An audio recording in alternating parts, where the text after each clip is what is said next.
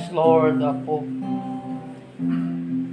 Pinupuri po namin, Panginoon, ang iyong dakila at makapangyarihang pangalan, Panginoon, Lord God. Sa oras na ito, Panginoon, lumalapit po kami, Panginoon, sa inyo. Nagpapakumbaba. Nagsusumamo, Panginoon, Lord God. Heavenly Father, Lord. Linisin niyo po, Panginoon, ang aming puso, Panginoon. Upang karapat dapat po kami, Panginoon, na makinig sa iyong mga salita, Panginoon. Pagpalain niyo po, Panginoon, ang bibig na ito, Panginoon, upang maipahayag ko po, Panginoon, ang iyong mga salita na may katapatan, Panginoon, Lord God, Heavenly Father, Lord.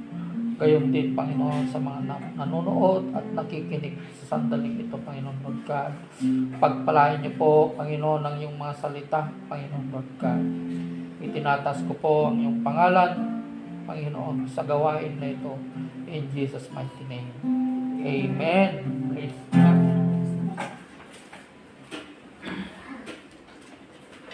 Danong man palamis.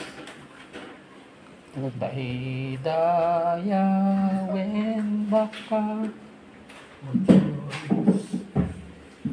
Amen. Magandang gabi sa ating lahat.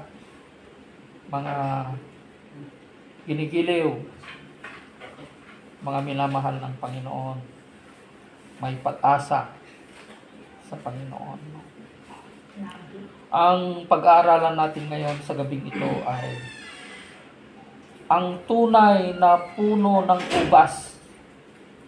Sino nga ba ang tunay na puno ng ubas, mga ginigiliw? Ito ay paghahalin tulad ng ating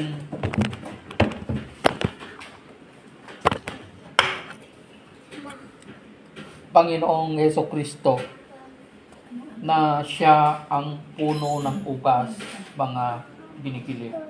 Ang sabi niya po dito sa John 15:1-15, ako ang tunay na puno ng ubas at ang aking ama ang tagapag-alaga, sabi niya. Inaalis niya ang bawat sangang hindi nagbubunga at kanya namang pinuputulan at nililinis ang bawat sangang nagbubunga upang magbunga pa ng lalong sagana. Ito yung pangatlo, nilinis na kayo sa pamamagitan ng salitang sinabi ko sa inyo. Number 4, manatili kayo sa akin at mananatili din ako sa inyo. Hindi magbubunga ang sangang hindi nananatili sa puno, gayon din naman hindi kayo magbubunga kung hindi kayo mananatili sa akin. Ano ang gustong ipahayag sa atin ng ating Panginoong Jesucristo patungkol sa puno ng ubas na ito, na kapag hindi daw tayo, no,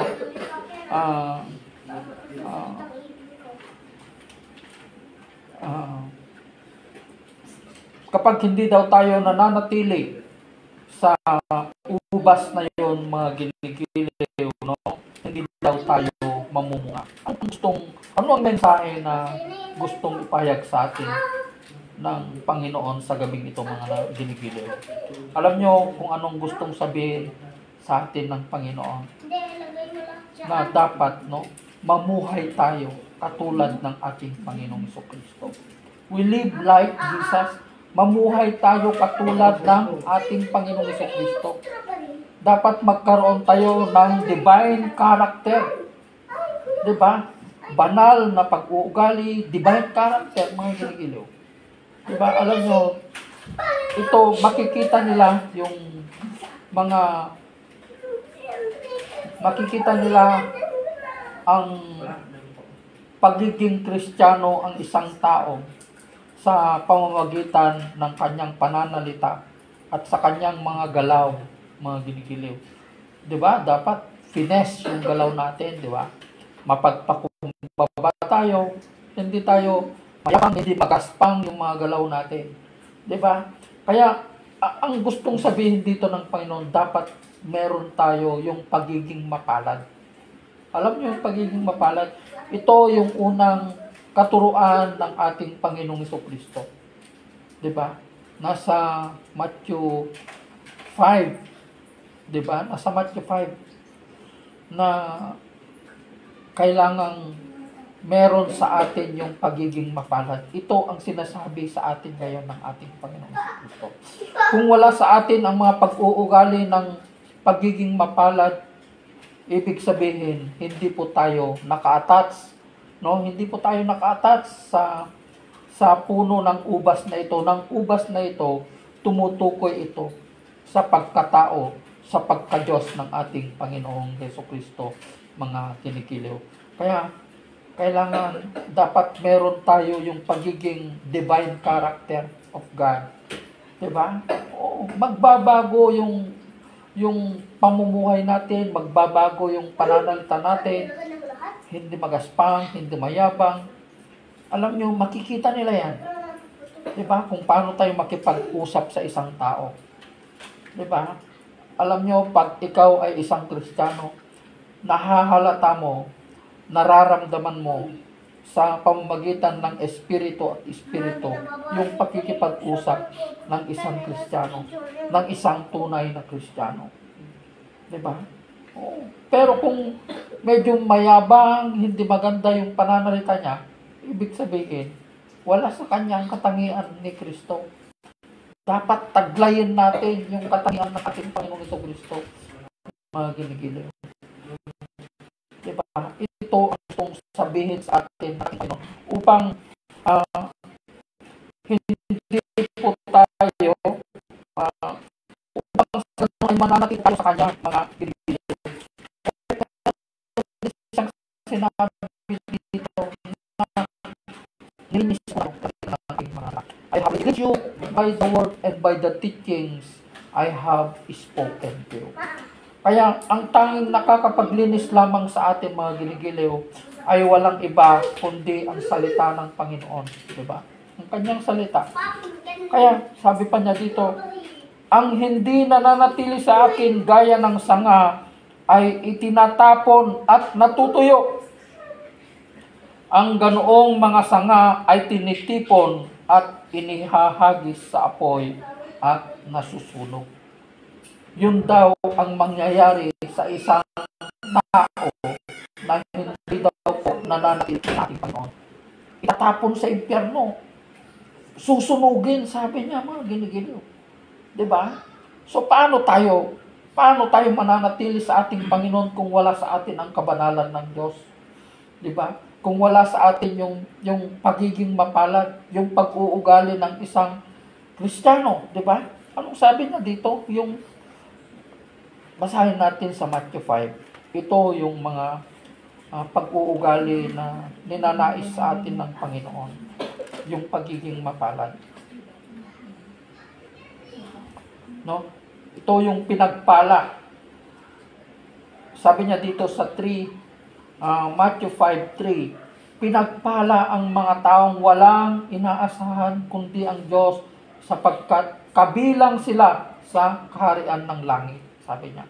Ito yung isang pag-uugali na dapat nating taglayin, no? Na umaasa lamang tayo sa ating Panginoon. No, wala po tayong dapat ipagmayabang, wala po tayong dapat ipagmayabang, mga ginigiliw. Wala tayong magagawa kung wala sa atin ang Panginoon, mga ginigiliw. Pinagpala ang mga nagdadalamhati sapagkat aaliwin sila ng Diyos. Nagdadalamhati, nagpapakumbaba, repentance, di ba? Yun, mga ginigiliw. Number 5, pinagpala ang mga mapagpakumbaba, humility, humbleness, di ba? Pinagpala ang mga may matinding hangarin na sumunod sa kalooban ng Diyos sapagkat sila'y bibigyang kasiyahan ng Diyos. Yung pagsunod natin sa kalooban ng Diyos, yung pananampalataya natin sa ating Panginoong Jesucristo, yung mamuhay tayo na may katuwiran. Yun ang sinasabi niya sa Matthew 6:33. Pinagpala ang mga may malinis na puso sapagkat makikita nila ang Diyos. Diba? Malinis na puso. Alam nyo, nakakapagbigay lamang ng malinis na puso. Ang nakakapagbigay lamang dito ay walang iba kundi ang ating Panginoong Jesucristo. Yun ang sinabi niya sa Isaiah ba yun? Kaya yun ang kung natatandaan nyo yung isang kanta na Give me the clean heart. Give me the pure heart, Lord. Sinasabi ng kanta na yun. Pinagpala ang mga gumagawa ng paraan para sa kapayapaan sapagkat sila ay ituturing na mga anak ng Diyos. Diba? Gumagawa ng paraan para sa kapayapaan. Diba? Ito yung gawain natin na ibahagi natin ang salita ng Panginoon na dinadala natin ang mga maraming kaluluwa sa harapan ng ating Panginoon. Diba? Ito yung pinagpala ang mga inuusig ng dahil sa kanilang pagsunod sa kalooban ng Diyos.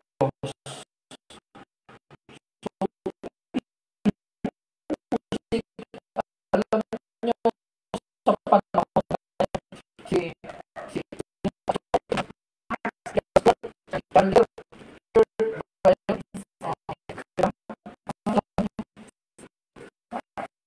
ang nangyari ngayon sa mga Kristiyano, dalawang pastor pinatay sa Amerika at sa mga ibang bansa. Kawawa ang ginagawa nila sa mga Kristiyano na mga alam nila na naglilingkod sa Panginoon, mga ginigiliw. Diba? Ito yung sinasabi nila na martyrdom Christianity. Diba? Martyrdom Christianity. Talagang ibinibigay nila ang kanilang buhay. Nangyari din ito sa mga naunang Kristiyano, talagang pinugutan sila ng ulo, talagang sinakripisyo nila ng ang kanilang buhay para sa Panginoon, mga ginigiliw. Diba? Katulad, anong nangyari kay Isaiah? Nilagari, yung katawan niya, nilagari siya ng kahoy na lagari. Oo. Dahil ipinaglaban niya ang kanyang pananampalataya sa ating Panginoong Jesucristo. At sa mga ibang mga disipulo ng ating Panginoong Jesucristo, ganun ang nangyari sa kanila. Halos lahat sila, isa lang yatang hindi namatay, mga ginigiliw, dahil sa pag-uusig. Persecution sa kanila. May sinunog, buhay, sinunog nila na buhay, mga ginigiliw. Napakahirap yung pinagdaanan nila, mga ginigiliw. Kaya dapat, manatili tayo sa ating Panginoon. Di ba? Manatili tayo sa Kanya. Sapagkat kung tayo ay hiwalay tayo sa ating Panginoon, mga ginigiliw, itatapon tayo sa impyerno. Yun ang sinasabi niya sa John 15, mga ginigiliw. Di ba? Opo. Kaya, dapat magkaroon tayo ng divine character. Mamuhay tayo katulad ng ating Panginoong Jesucristo upang mananatili tayo sa presensya ng ating Panginoon, mga ginigiliw. Meron pa siyang pangako dito sa 15:7. Kung nananatili kayo sa akin at nananatili sa inyo ang aking mga salita. Ang aking mga salita, ibig sabihin, isinasabuhay natin ang salita, binibigyan natin yung salita ng buhay sa atin, mga ginigiliw. Diba? Hingin ninyo ang anumang nais ninyo at matutupad iyon para sa inyo. Sabi niya, mga ginigiliw. Grabe lang, diba? Hingin ninyo ang anumang nais ninyo. Sabi niya, at matutupad iyon para sa inyo, sabi niya. Diba? Yun ang ibibigay sa atin kung tayo ay nananatili sa kanyang salita at nananatili ang salita sa atin. Kaya napakahalaga ang salita, paulit-ulit nating pinapag-aralan dito, mga ginigiliw, na dapat taglay natin palagi ang salita ng Panginoon. Basahin natin, mag-devotion tayo araw-araw, mga ginigiliw, di ba? Mag-devotion tayo. Ito